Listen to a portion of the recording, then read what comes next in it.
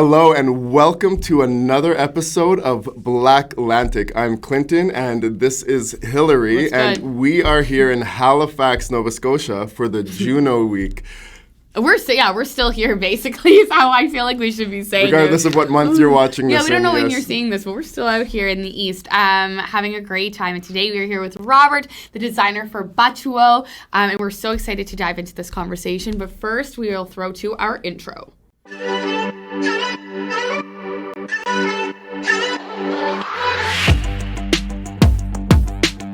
BlackLantic Media acknowledges that it carries out its work on the traditional unceded territory of the Wolastoqey, Mi'kmaq, and Pescataway peoples. I would also like to acknowledge that I am seated on the traditional territory of many nations, including the Mississaugas of the Credit, the Anishinaabe, Chippewa, the Haudenosaunee, and the Wendat peoples, and is now home to many diverse First Nations, Inuit, and Métis people. And we are back from our intro.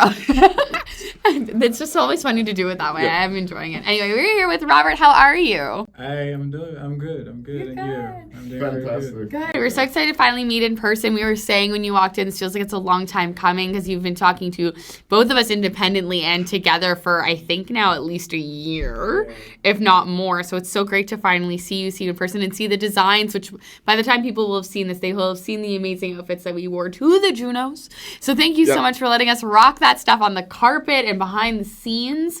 We're sure everyone's gonna love it. So And regarding the outfits, I've been pushing through the day with coffee. I've been exhausted, but after trying on the outfit, I'm feeling energized. Yeah. I'm feeling good. Yes.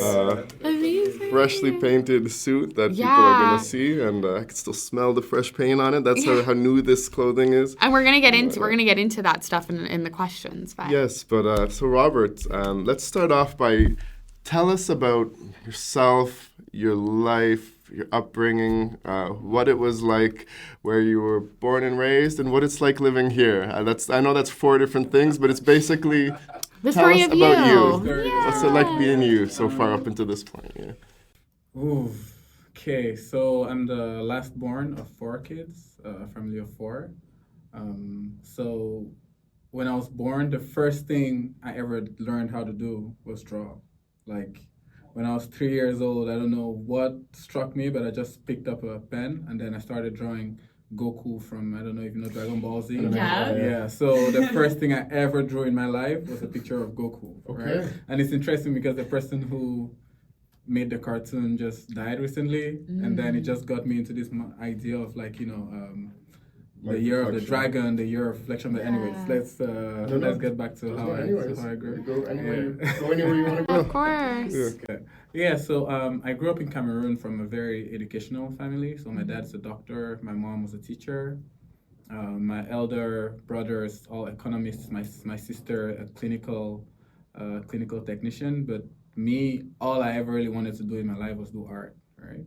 And when I was small, I used to love telling stories. So I used to watch movies and then recite the movies. So my parents would literally take me to their friends' houses to tell their friends stories, right?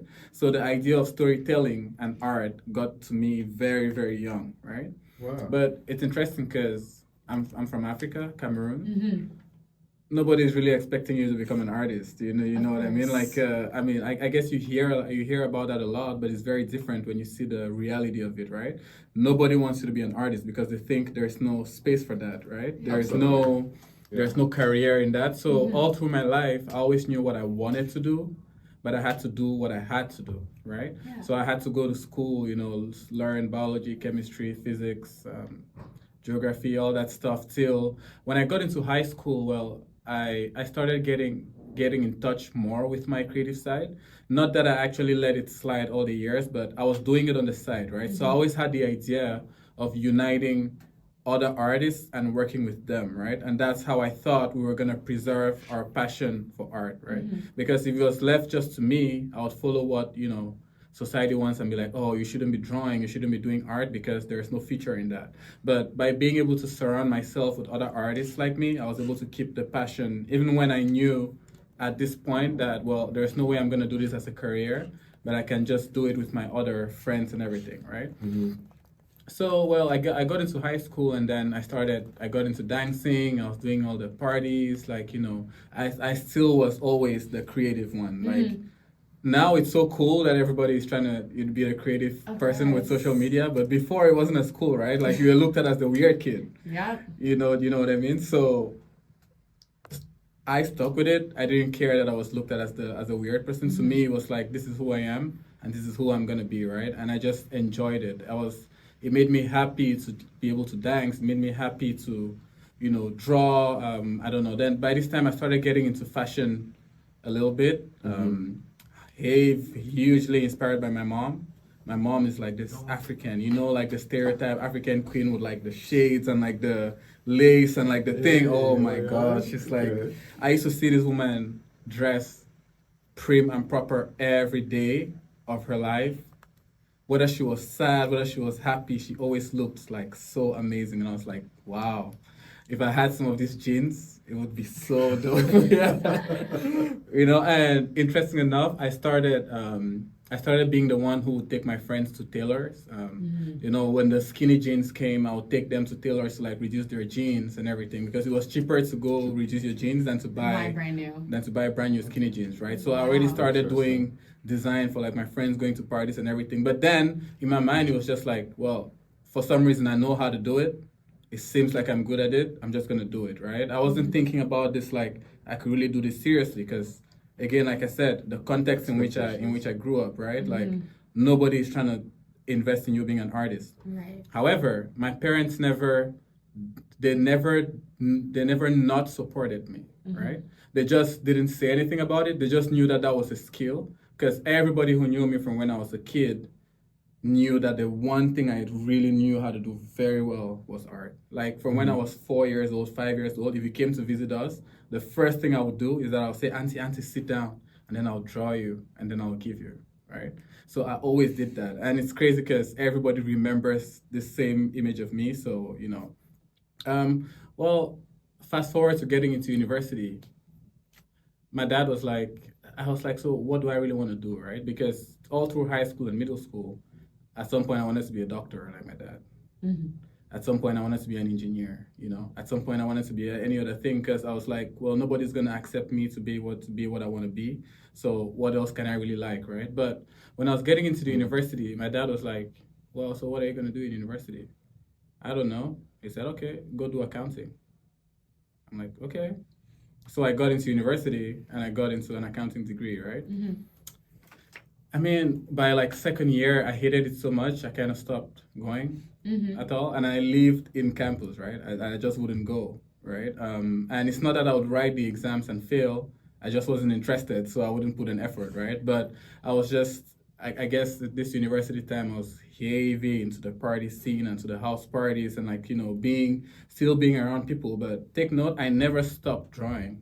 I never stopped designing for friends, right? But it was always like, just something I enjoyed doing. It wasn't something I thought I could do seriously, right? Then I get to the third year, and then again, see, I'm still failing, right? So degrees in Cameroon, they're 3 years. It's not like here, that's 4 years. So by my third year, I was like, oh my God, what am I gonna do, right? This friend of mine, he comes to me and it's like, he's going to the US, and then he wants me to design some stuff for him to sew and take to the US, right? So I'm like, okay. I mean, I do it anyways, right? And then he takes me to the person who had to sew this, and it was a designer, right? Up to this moment, I only knew tailors, right? I didn't think there were actually designers around me where I went to university. Okay. So then he takes me into this girl's place, and then I get in, and I'm like, oh my God. I had a whole portfolio of sketches, like 200, 300, right? I just had them in a book and then I took it with me. So then I went there and then I saw what she was doing and I was like, oh my God, can I please intern here? I don't care if you pay me. I don't care. I just want to be here and just learn from you and just design for you. So she didn't have a menswear designer at this time, right? And she was just starting to. So then I just came in and I have a whole portfolio of designs, right? And so much menswear. And she was like, okay. She saw it and she loved it, so she said I could come. And then she actually decided she would be paying me because, she saw value in what I was doing, right? And she really mentored me because she turned into like a big sister for me, right? Like she would give me food, like I was spending way more time there than I ever spent in any accounting class the whole time I was in university, right? And something else very interesting happened when I joined this girl's place. So when I joined her atelier that year, she took the best designer award at every platform. I don't know if it's coincidence. I don't know what it was, but the moment I joined that place, she just started winning everywhere. So then, at some point I thought about it, and I was like, wait, I don't feel like I'm gonna pass this degree in the third year. What do I really want to do with my life? Yeah. And then I saw that I could do that, right? I spoke to her about it. She was like, but why don't you do this seriously? Make it as a career, like you come from a place where there's a possibility for them to open something for you and everything. And then I thought about it and I was like, I saw my life the next 10 years. I thought of myself as an accountant. That image didn't really sit in my mind. Then I thought of myself as a designer for the next 10 years, and I'm like, yes, that's what I'm gonna do. So then I got the courage to really do it seriously, right? But so I went to my dad, and then I spoke to him about it. And I was at the point, oh my God, like you've actually went. I come from a family that's so intellectually proficient, right? Like my brothers, we went to the same university, they did accounting, they were like first in the whole university. I'm here, I'm not even gonna pass my degree. You understand? Absolutely. Yeah. Not due to a lack of intelligence, due to a lack of interest. Yeah. But I still went to him and then I spoke to him about it. But I wasn't telling him like it's something abstract. Dad, I wanna pursue a career in designing. This is what I've been doing. Right? So I'm showing him tangible facts. It's like I've been doing it other ways. You're either gonna accept me doing it or I'm still gonna do it other ways. But now I'm actually asking you so I can do it like a main career, right? To my greatest dismay, he didn't argue. You never know, eh? He didn't argue. Like other African parents, like their parents will be like, oh my God, stop, like just eradicate that idea. He didn't argue. He was like, yes, I'll support you. Because I think for the first time ever, I actually came to him and be like, this is actually what I want to do. And he could see that I was passionate about it, right? So then he said on one condition though, everything that you failed in your degree, you need to finish that degree in 1 year. Yeah. Then I'm gonna support you, right? So I've never studied accounting more in my life. Like I went back, I cracked the books like in 1 year. I finished the degree like in 1 extra year, right? And then, so he said, so should I open a place for you and everything? I was like, no, I actually want to go to school. I want to go to a school abroad with designing so I can actually learn from the source and be able to like come back and create manufacturings, like create companies, like create an ecosystem that can actually employ more people and like build the industry like that, right? Yep. So he said, okay, he's an intellectual, like so he's much into education and everything. So he was like, okay, this I can support, right? So when I finished school, I came back home. I was trying to get a visa to come to Canada. They refused me a visa. Oh. And here was the premise. They were like, a kid from Africa, you studied accounting, and you're trying to tell us that you're going to Canada to make a career change and study designing. You must be lying. We don't believe you, right? Because they had never heard something like that. So I sort of started getting a little discouraged, and he was like, my dad was like, what are you talking about? These people don't know who they're playing with. Look, go back, fix up your portfolio, bring it to me.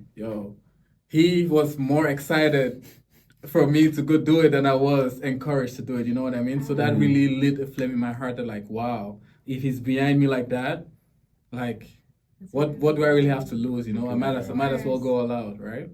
So that was the story, and then I came to Canada. Well, I was going to come to Canada anyway, so I said if I'm going to come here, I might as well go to fashion school here. So I went to Montreal, and it turns out that the school in Montreal is one of the best fashion schools in the world. So I went there, Collège La Salle, did like the program and everything, and it was very interesting because in the beginning I thought I was just talented with the sketches and everything, but then when I got to school and then I got to start designing and I saw the effect it had on like my teachers and like the other students and everything, I was like, oh, I did make a good choice. You know what I mean? Like I believed in it and I came here and like, because by my final year, interestingly enough, all the teachers like knew my name and my face. Maybe because there was a minority of black people, but they knew my name, Robert, that boy from Cameroon, right? Now, this is very interesting because knowing that also gave me an ego, right? So I thought by the time I'm done with school, I'm gonna have all these jobs with like Versace because I could create prints, I could hand paint, I could sew, I could do everything, right? And I thought everybody was gonna be coming to beg me to give me a job. I mean, I guess nobody nobody came, nobody cared, and I had all this talent, and then I was just like, but now I had to do a regular job to survive, right? So I started working at the call centers and doing all these things. But I never stopped like developing my craft. Like I would join any because in Montreal there's a lot of creative collectives and everything. It's not like in Halifax that we're still creating those collectives right now. But in Montreal there's already a lot of those collectives. So I would always join those collectives and I would be doing the work on the side and doing that. But it was a very hard time. However, what that time showed me, it showed me other artists and other creatives that were like me. Mm-hmm. They had all the talent, but they had no place, right? Mm-hmm. They had to keep begging for a seat at the table, and nobody wanted to give them a seat at the table. So then I thought, I've gone to school, I can create a company, I can create an organization, right? What if I created an organization that's going to unite all these people and give all of us chances so we don't have to beg the seat at anybody's table? Absolutely. And that's the birth of me starting my brand, right? But then I didn't know anything about entrepreneurship. I come from a very educational background, right? I didn't know anything. So I had to go on this journey of trying to understand what entrepreneurship actually is because my whole life I was only thinking of myself as an artist, not as a brand, right? Yes. But then I had to leave Montreal. I did a couple of things in Montreal, did some shows, went to the Phi Center, did a bunch of collections and everything, but so then I had to move to Halifax due to immigration, right? Because I didn't have permanent residence. So the government came up with a program that had to move me to Halifax. Well, I could go anywhere in the world, anywhere in Canada, but something kept telling me, Halifax, Halifax, Halifax, Robert, go to Halifax. I knew a friend here in Halifax, right? And I had seen it. I wanted to go away from the big city, but to a city too that's a city that still has something going on, not like completely rural. So then I moved here, but in the beginning I was like, man, did you make a right choice moving to Halifax? Like, it's so far, there really isn't anything much going on here and everything, like I don't know, a lot of people, the industry here isn't set up and everything, but I trusted it. And then it's very funny because now that I think about it, I think destiny brought me here. When I see the trajectory of how things have turned for me being in Halifax, I think it was destiny that kept moving me here because there's no explanation as to why I came to Halifax. I could go to Toronto, I could go anywhere, right? So in about end of 2021, beginning 2022, I met this girl who she was looking to start a paint and sip business, but she didn't know any artist that could help her start it, right? So we got together and then we created this organization called Mawia the Abstract. So she wanted to organize paint and sips, but then I was looking to like unite a community and like make art like a sort of healing concept, right? Like a spiritual aspect, just making art. So when I brought that and then she brought her vision, we joined it together and then we created that. And it was very interesting because I was looking for my voice as a designer. I always knew that, designing is just, a lot of people think, to a lot of designers, I would say it's just about creating nice clothes and putting on people, right? But to me, it's more of like it's like creating some kind of cult. There's this negative connotation about cults, but it's like creating a movement, right? Yeah. So I had to really find my voice. Like, what is it that I'm really trying to talk about with design, right? And to me, it's about like challenging the status quo and literally giving a space to marginalized and racialized artists that usually don't have a space, right? It's about empowerment, it's about inclusivity, it's about like literally giving anybody who doesn't have a chance an avenue to be able to do things, right? And it's doing the paint and sip business starting that creative community with her that actually gave me that voice, right? And then in the ending of 2022, I started getting into actually understanding what entrepreneurship is. Then I met Clinton, right? Yeah, I did. So I had a meeting with him with Tribe, and then he really shifted focused my perspective on things I could start doing and like a way I should start thinking about the business and everything. And interesting enough, he had suggested I find a business partner, but I wasn't able to find. Well, I knew some people who wanted to support me. It's just they didn't know how to be my business partner, right? They could only just give me money and then I have to figure everything out on my own. But as destiny would have it, the business partner came to me. You know, he found me, and then he was like, I have a plan for you. I had lost my job. I was like depressed. I was so low. I kept running away from him. He was like, Robert, I have a plan for you. Call me and let's sit down and talk about it. I was like, okay, let me hear him out. And then I went and heard him and I gave him the vision and everything. And I was like, okay, we're going to do it, you know? And I guess the rest is history. You know, he is a very great businessman, best business person. I'm an artist. So we have that perfect balance of like, you know, I do the vision, you know, like do the art. He's not very much a people person. He doesn't like people like that. He doesn't like to be in front of the camera. He doesn't like all that stuff, right? So I can do all that, and then he helps with like the other stuff. You know.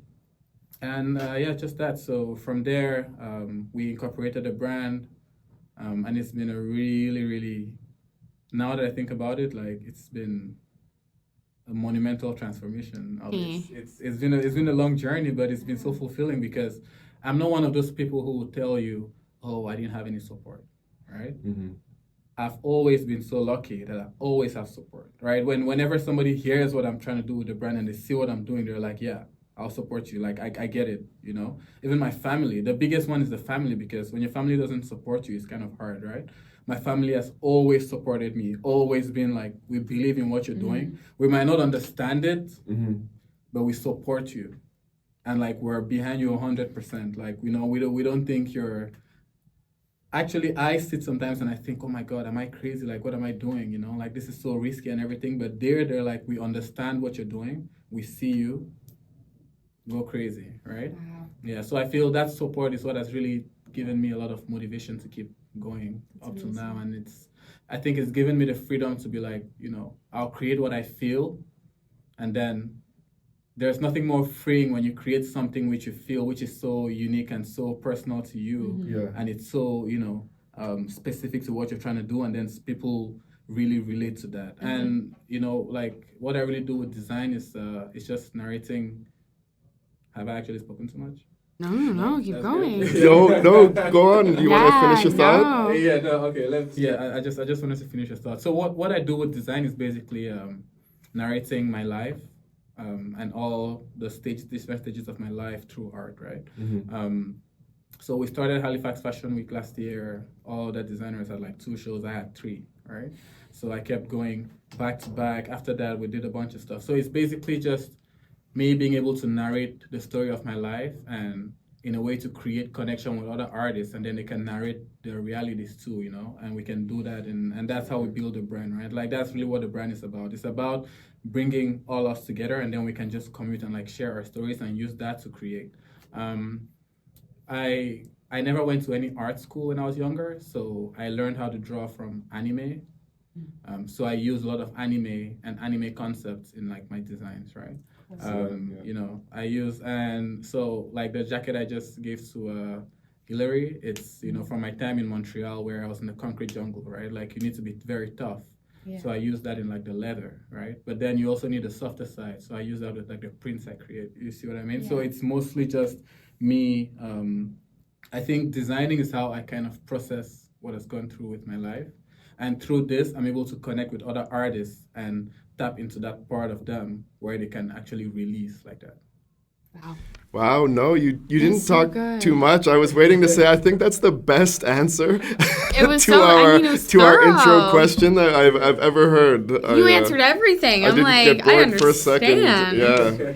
I will say very briefly, knowing the fashion industry, I think a lot of people think you're going to get a certain amount of education and then you're going to get like poached or whatever. And Canada just does not have that infrastructure. So few things are actually made in Canada. We don't have a lot of manufacturing. We don't have infrastructure. And then people don't think we have fashion. So for Donatella to call you up, like, I don't have her on speed dial quite yet, although we know that I am friends with associates of the Versace people.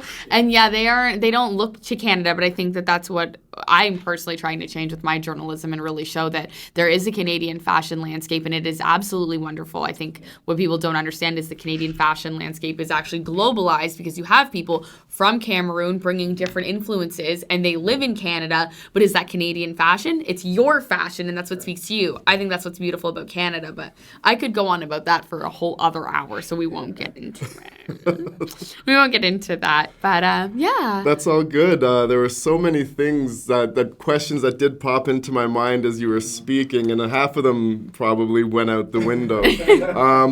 But I wanted to ask you a few things. Obviously, from the get-go, I could tell how important your family support and acceptance was to you. And that's beautiful that you had that. That's amazing. I know in families where there's a huge pressure to be doctors, engineers, lawyers, and stuff, there is that resistance against going into the arts. Creativity. I went to an arts high school. Like, it was a specialized art school in Toronto. And my daughter, who's been dancing since 2, she went to university for dance, which, sometimes people think that feels weird, but she's been doing that since she was born, and she's so good at it. And if she stopped doing it, I feared she'd never do it again. And now she's working in the industry. She's a dance teacher. She's doing like competitions and teaching, and it's beautiful. I wanted to ask you. Well, I want to ask you, what's the art scene like in Cameroon? And did you live in the capital? Like, what area of Cameroon did you live in? And second, you started to get into the brand you built. And I did wonder what happened to you, because I think I remember, if I'm incorrect, that you were spending a lot of time on clothing and designs and fashion. And I asked you, how much time do you allocate per week to building your business? And I think I suggested that you cut out X amount of hours per day and that was kind of eye-opening to you, because you love the art so much and you get into it and you just forget the business part, because you have to be your own business and brand. So what's the art scene like in Cameroon? And second, you started to talk about your brand, but just if you could tell us a bit more about some of the fashion shows you've done, but what your brand is doing right now. So the art scene in Cameroon and what my brand is doing. Okay, perfect. So the art scene in Cameroon, it's I would say it's been blooming, but it's been blooming for such a long time that it's not very so there isn't very good infrastructure to actually make all the artists very profitable in Cameroon. But there's an astounding amount of talent. Like, just moving in Cameroon, just inspiration just gets into you breathe inspiration. Just moving on the streets, right? There's like, the artisans, even if it's just the painters, the carpenters. Like, carpenters in Cameroon, they're not just doing simple carpentry. Like, they're really artistic about it. You have the mask makers, you have the fabric weavers. So there's so much talent and there's so much going on, but it's not organized, which is what I'm saying. Yeah. So there's no infrastructure that makes it very, very profitable. So people are very discouraged from like going down that route, right? But there's a booming music industry, and we have the benefit of being bilingual. Yes. So there's a francophone way of doing things, and then there's the anglophone way of doing things, right? Like, we have the movie industry. We have every aspect of, a booming entertainment and art scene. We have it there. The difference is that we don't have access to the funds that can actually be a game changer for it. Like, no matter no matter all the talent. So now here's how that connects to my brand, right? Yes. I knew this and I was part of this scene, right? And then I thought, but if I left and then I actually studied from what I would call the source, where there's the funding and then there's the infrastructure, right? If I learn from there and I learn it very well, I can bring it there and then organize everybody, right? Because if I'm just a fine artist fine artists, all I'm really gonna do is like do fine art and like create gallery shows and everything, which is beautiful, right? But when you become a designer, you can create a company that can do a lot more things. So I can have a fabric manufacturing company. I can have a mask making company. I can have an accessories company, a shoe making company, right? I can actually have a furniture making company. So by doing design, I was able to like really, I feel like it would give me the chance to like really broaden my perspective, and then I can organize them. So the name of my brand is Batuo Inc. Bacho is my middle name, and it's my mom's maiden name, right? Gotcha. Yeah, so when she was pregnant with me, she lost her dad. Just like 1 week before she gave birth to me, she lost her dad. So when she gave birth to me, she gave me all her dad's names, right? Batuo Robert. So what the name means in my dialect, I'm from the Bayangi tribe in Cameroon. What the name means is the fire that rises from the ashes. It's very funny because normally ashes come from fire, but with my name, the fire rises from the ashes, right? So my name is like to be reborn. Yeah.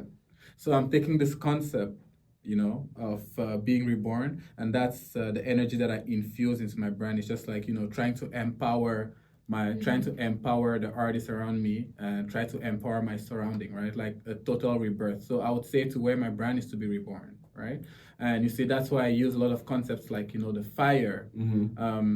I really started with the fire because when I moved to Halifax, I was almost giving up on design because it wasn't really paying very well. And then I thought the problem was that fashion wasn't, my brand or the art wasn't paying, right?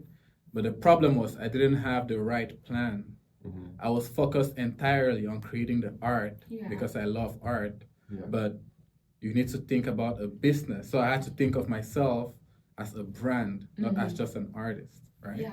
So basically, what we're trying to do with the brand is just, unite artists and give them a chance to perform. We did that last year. We had this creative fusion event where it was a mixture of different kinds of art. Like there was meditative music, rock music, Afro beats, and then we gave artists in the community a chance to, tell a story. Here in Halifax. We gave them a chance to tell a story and then, create fashion live on stage, right? So that's literally what we're trying to do with the brand. Like, I would say the grand scheme of things is to organize all these artists and actually give them a chance to succeed, right? Like create fashion schools, create, workshops for these artists. So I came to learn from the source so I can unite everybody and then, we can all succeed together. I love it. Amazing. I I feel like we're wanted gonna have to have a building named after you in Halifax one day, 50 years from now. Sorry. Absolutely. Sorry. No, sorry. I was just going to ask, so obviously we've gotten to see your pieces and I've seen that obviously you use multiple different textiles and you even talked about obviously you work in different mediums, drawing, painting, all of these different things. And so I wanted to ask why that was appealing to meld it all together in terms of the designs, especially because you also have done, I saw 3D printing as well, which is really compelling and interesting in clothes. And like one of my favorite designers, Iris Van Herpen, does. Exactly. Oh my God, she's like she's a she's like visionary. the epitome of I dream of. Anyway, I love her. But she works in different materials, PVC piping, plastics, faux skeleton bones, glass, you name it. But I'm curious if these different mediums, if they provide different successes and challenges in the design process. And then, of course, why you chose to bring it all together. Amazing. Okay. So, when people talk about African design, they think about Ankara fabric. Yeah. Okay. When you think African design, normally the first place that your mind goes to is that fabric, right? It's that I don't, and maybe some of our listeners. Is like that a tribal not a silk, print. not a silk, but like a okay, not the fabric, the print. The print design. on it, yeah. Gotcha. I know exactly what you mean. African print, like that, the liturgy of that, the immense amount of that, right? Okay, gotcha. So now here's my thing. I respect the fabric and I respect what it has done for, the African image in the design industry. But I think, I know Ankara is actually not created by Africans. It's created created from Belgium. Yeah. Huh. Yeah, so it's not even our thing. I So think there's a Nigerian fabric that's made in Sweden. Someone That's taught me. interesting. Yeah, Exactly. yeah, they're not So- actually made there. not made there. So my thing is like, how is it that a fabric that's associated to our identity, so a fabric that's definitive of our identity, is not even African? Right. And to me, I was like, okay, so my job would, as a designer, because I know drawing and I know storytelling, you know, the thing you can do to create iconic things is to tell an original story, right? So Yes. using concepts like that, and huge inspiration is Versace, right? You know, Versace, they talk about Reggio Calabria. I've never been to Reggio Calabria, but when I look at Versace, it gives me a glimpse of like, you know, a different alternative to Italian fashion, right? So I Yes. thought with the skills I have, what if I chose to not use Ankara fabric and try to find an alternative to that? Like try to create an alternative to that. So that's why I'm constantly trying to explore different materials or different things that are futuristic, which people can use, right? So I create with our brand. We don't use any fabric print. Every fabric print we create, it's created in house. We make it ourselves. Okay. We hand paint all our stuff. We create, and when I say we create the print, I create from the artwork. So I draw the artwork on a paper, I color it, scan it, put it in the computer, create the print, and then we manufacture it, and that's what we use to make our collections. It's more original than original. Yeah. My Wow. word. Yeah, so we do that, and then I'm constantly trying to look for like futuristic ways of like taking the design level of Africa, but then like putting it into the future, right? So then it's not just continuously stereotyped, and that's why I use like the 3D pen, right? Because the 3D pen is just a pen that kids use, right? But it's a technology which Africa is huge with embroidery, right? Right. So I thought, what if I created my own embroidery? So that actually gives, you know, people a different option rather than going to the common embroidery that is always associated to Africa, right? So that's why I went with the pen. And it's the same things that I do. I just basically talk about the stories of where I'm from. Like there's this artwork that I call the Age of Nobodies. So I was talking about the time when I was in Africa, and then, you know, I'm a young kid, I don't have money, and then I'm trying to be chasing these women, and then they don't like young boys without money, right? I mean, you can be fine all you like, but the bills gotta get paid, right? So then they go to the people who have money, and then that made me so angry. But there wasn't anything I could do about it, right? So I actually talk about that story, and then I used that to create the prints. I created this other print where I was talking about one of our ancestors from a village. Like he was like a sage, and then he was very powerful, right? So I used the print making and that process to actually so we're not going to use Ankara. I'm going to speak to Clinton, and then, I don't know, I'll hear the story of his birth and like something very personal to him. I take that story, and then we can use that to create a print. So in this way, it constantly gives people an alternative to using African print. So like I teach this method so people can like differentiate themselves. That's why I go with the other materials and the other techniques and everything. So it's basically just to give an alternative and to actually take that and put it into the future constantly. Amazing. I remember watching like a TikTok video or something once that was discussing how brand designers like Versace and some of the other big ones, they actually got their print ideas from traditional African tribal symbols and stuff like that. So how do the African people that you've talked to about this information you're giving us about how some of that design actually comes from Belgium, how do they react to... So what I'm saying? Yes. So they don't like it very much. They don't like it very much because it's just because it comes off across sometimes like I'm actually shitting on Ankara, but I'm not. But if the truth You know what I mean?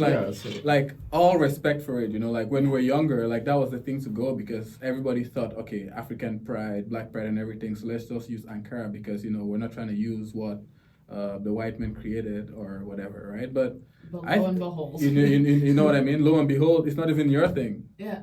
Man created. That's The okay. fabric- European the culture has fabric, taken everything from us. If they get credit for one thing. Yeah. Like you know what I'm saying? Like the fabric creation company, the fabric manufacturing company in our country, it's maybe run by Cameroonians, but it's not owned by Cameroonians. You see what I mean? So we're still not getting out of the box of actually controlling our economy, like actually being able to provide with our economy, right? So when I tell them this, they're not happy about it. However, whether they're happy about it or not, they respect it. Because I'm not just telling you that, like, okay, throw away Ankara. Throw away Ankara, I'm going to show you a way to create something else that is not Ankara. I'll literally show you right now. Like I'll show you how to screen print. I'll show you right now. So that's why I went and I was learning all the techniques, right? And I also love teaching. So I like to share those techniques with people. You're trying to look for a new way of embroidery. I'll teach you how to draw with a pen. Right now, you're gonna have a new way to embroider. You know. So also, they don't necessarily like that I talk like that, but also maybe sometimes they don't like that I'm like, oh, okay, so you don't like this. You're giving us a solution as who? We want to keep doing our thing. Like, who are you to come and tell us like, this isn't worth it? So I disconnect myself from what they think about it. I think it's my purpose in life to do it. So I'm just fulfilling my purpose. When it changes, everybody's going to be happy. So... Before we wrap, I have a couple final questions. I asked them not that long ago at Crybaby, and they were really well received. So now these are like my token questions. Where do you see your designs going from here, and even to that point, your teachings? And I'm curious if you could dress anybody. Who is your dream person to have wear your clothes? Does he have to be a guy or a girl? Aside from me. It can be anybody. Yeah. Besides us. Aside from us. Because we will be. We already have earlier. Yeah. Who? No. Anybody. Yeah, anybody. seriously. And then where do you it doesn't want? have to be a guy. Yeah, it doesn't have to be anybody. Any person. gender. And where do you see Bacho going from here? Rihanna. Oh yeah. Of course. Rihanna for a woman. I would say Denzel Washington, but that's just because he's like my biggest inspiration and everything. So I would say if a guy is Denzel. At some point I would have said my dad, my mom, and my family, but I've already dressed them, so I'm done. I'm done with that. They each have that's a check mark. So yeah, I would say Michelle Obama. Hey. Michelle, if you're watching, and we hope that you are, please. Right here in Halifax, Yeah. Yes, that's true. That's true. Recently, Tribe, yeah. Yeah. ASAP Rocky, Kanye, those the abstract thinkers, like the leaders who like create movements, right? I would say that. And where do I see my brand in the next 10 years? We're gonna be the organization that's gonna unite artists and actually give them a platform. I had to go to Paris last year. I couldn't go because I didn't have a visa. But my brand is gonna be in Paris. I'll be showing in Milan. I'll be showing in New York. I'm not saying I hope I'll be showing. I will be showing in New York. I will be showing in Paris. I will be showing in Africa. We're gonna start the African Design Foundation, right? So then we can actually bring the dollars back there. So literally everything that's lacking from organizing all these artists together and fostering, that's what my brand is going to be doing. Amazing. I like where your head's I have some things we need to talk about after. I have some things we need to talk about after, but that was incredible. And Africa's on the come up. We all know that. Like, we all know They that. showed a Chanel show in Senegal. Right? Listen, Chanel is already going to Senegal. It's finished here in the Western land. There's nothing more to show here. Yeah. The only other place that's logical is Africa because it's untapped. Yeah. So advice to anybody who's really trying to do something futuristic, find a way to tap into Africa. You've seen Afrobeats, no? Absolutely. Of course. Burna Boy. Yep. Yeah. Wizkid. Yep. Yeah. They're not crazy. Like, it's a movement. Like, I mean, it is like, it didn't just happen for anything. Lagos Fashion Week was huge. I worked with designers who just showed and worn some of their pieces, and it's like incredible and looks, I think people still have this very big misconception of what Africa is and poverty and blah, blah, blah. And then you see these amazing things that come out of it, and everyone's like, oh my God, I had no idea. And it's like, well, in a way, it's sort of like, not to be that person, but like Wakanda, it's happy to keep the mirage because at least they're able to foster their own resources for themselves, but at the same time very proud of everything that's coming out of that entire continent. So no, and I will say, like, Africa is on the come up again because I firmly believe there is a huge amount of history from before the 1400s and 1300s that has been completely erased from the face of our collective memory. And of course, within African communities, a lot of the stories were cultural and told and passed through generations, not written down. And so especially West Africa, when we were stolen and taken, those stories got lost and they erased forever in a lot of ways. But no, I'm a firm believer that there have already been golden eras from Africa that they don't want us to know about, but Africa is on the come up again. And we'll be coming up there probably before long. Next thing you know, BlackLantic takes Africa. Yeah. I'd love it. Yeah. We're there. Yes, please. I'm due. Yes, I'm please. overdue. Yes, We'll come please. with You you. are. Yeah. You are. But like- And it's great because now the new, what I call the new Africa, it has people like you telling its stories now. So the stories can no longer be in the shadows. I love that. I'd love to go to Cameroon, Ghana, Nigeria. I'm trying to go to Dakota by the end of the year. Grandma, I'm Town. coming. Coming, Grandma. Amazing. Before we wrap Yeah. up, are there any final thoughts you want to, divulge to listeners? Anything you want to Divulge. plug or just anyone to know before we say goodbye? Just if you're somebody who feels like you really can't find your place in the world, whether you're a creative, just come to our brand. We have a space for you. That's what we're trying to do. Yeah, you're someone who is stuck to their vision, and that's amazing. I almost thought you said you were working in accounting over here, before things took off. I've done a lot of jobs, man. And it's a thing. A lot of times we feel like to be an artist, it's very frustrating when you have to do other things. But my own journey has made me to understand if you really think that's what you want to do, you'll find a way to do it. Whether you have to do a job that you hate, you're gonna do that job, and you're gonna get it done. Totally. Amazing. Been there. Amazing. Thank you so much for speaking with us, Yeah. Robert. Thank you for the garments that everyone will have now seen. We looked good. We know that you agree with us. Make sure to like, comment, subscribe. Make sure to give Bacho and Robert some love. If you are looking for any designs, whether you are out here in Halifax or you are listening from Vancouver, or you are my Toronto friends looking for clothes, you've got a plug now. You've got the person. Go reach out. Go show them some love. Buy some stuff. And All right. that was We out. another episode. Peace. Peace.